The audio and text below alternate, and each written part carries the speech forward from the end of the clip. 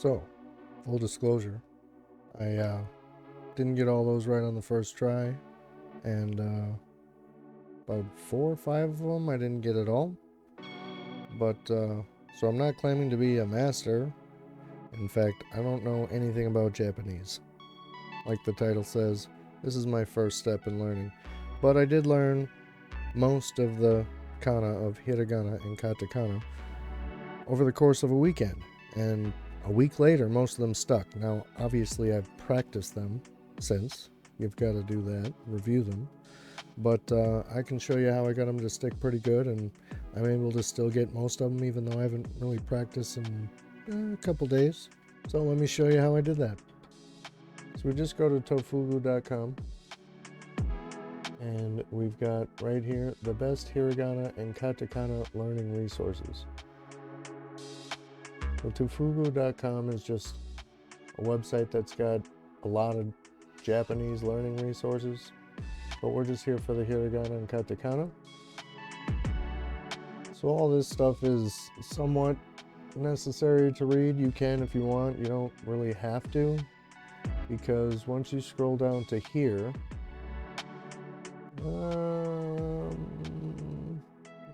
right here, you can check out their books, but also the website version is Learn Hiragana, the Ultimate Guide, Learn Katakana, the Ultimate Guide. So we're going to click on Hiragana, read through this.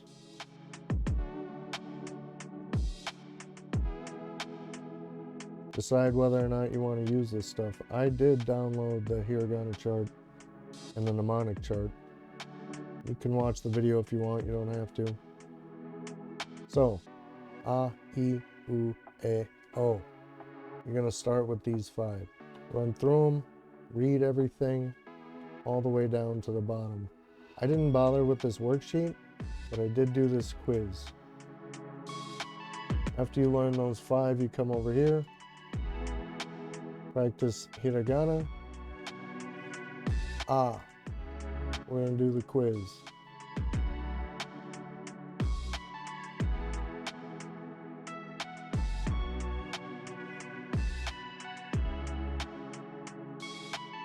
Simple. We're going to go back to the previous page, learn the next 5. Ka, ki, ku, ke, ko. Learn the next 5, read all this, learn the mnemonics. If one of these mnemonics don't work, make up your own. For instance, this one is ka, which is mosquito in Japanese. I didn't know that. It's not going to stick in my memory. To me, it kind of looks like a K with an A forced into it. I don't know. It's what worked for me. Ka. Anyways, come back to the quiz. Do and ka. Do and ka. We're going to go start quiz. You got both of them now. You're going to keep repeating the step. Just adding each 5. Learn 5 at a time until you get up to na. You do all 5 of those. Then you start over with ha. You learn the 5. Go through the mnemonics and everything. Do ha. Learn ma. Do ha and ma. Learn ya. Do ha, ma, and ya. And so on and so forth till you get to all 5. Then you hit all main kana. Simple. Then when you're done with all 46, you can split this off into whatever groups you want. I learned the initial 46 in one sitting, and then I learned the Dakuten and Han-Dakuten in another sitting, which are pretty easy, actually. Basically, these little quote marks here next to each of the kana changes the sound from ka to ga, sa to za, ta to da, ba, ha to ba, and then the little circle does pa. You'll learn all that. You'll learn those. Those are the Dakuten and Han-Dakuten kana. Then you're going to go back to the quiz. You do them just like before. Every time you learn 5 of them, you add that test. So you do the previous one along with your current one, then the 2 previous with your current, then the 3 previous, till you got all 5 of them. Then you do the test with all 5, all Dakuten kana, and all main kana. Then you go through, same system. You learn 5 at a time and slowly add the number of tests till you get halfway through. Then you start with ra, ya, ja, ja, ya, and pya. They're a little hard to pronounce at first. You're going to get most of this when you do immersion, or I am going to get most of this once I start doing immersion and hearing actual native Japanese speakers use these tones and seeing it spelled out.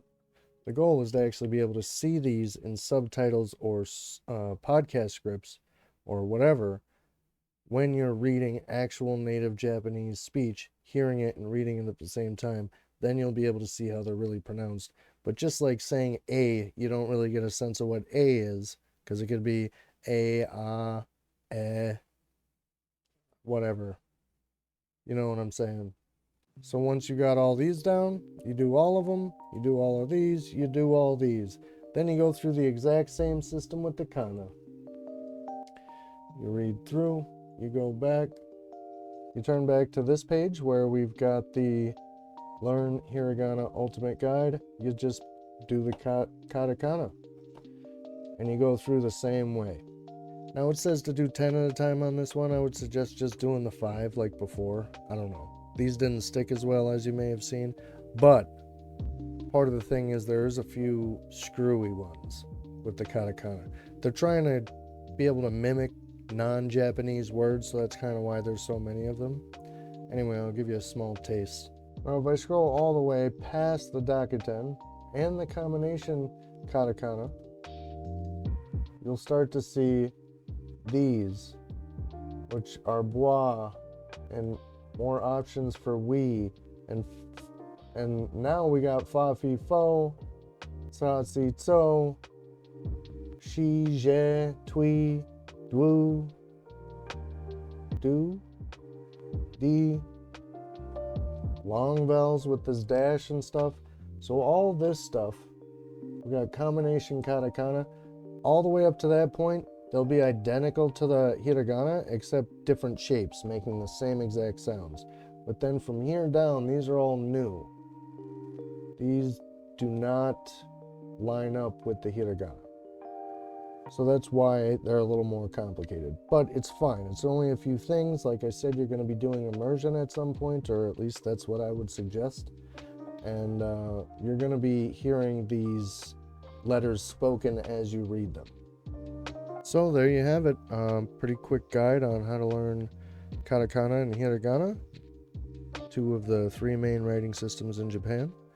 And you can learn these in any chunks you want. I initially learned the 46 main hiragana, like I said, then the Dakuten and Han Dakuten, then the combination. Then I moved over to the katakana, learned the 46 main ones, same system. Dakuten, Han Dakuten, and the combination. Then you learn the weird ones, and then you know hiragana and katakana. Thanks for watching.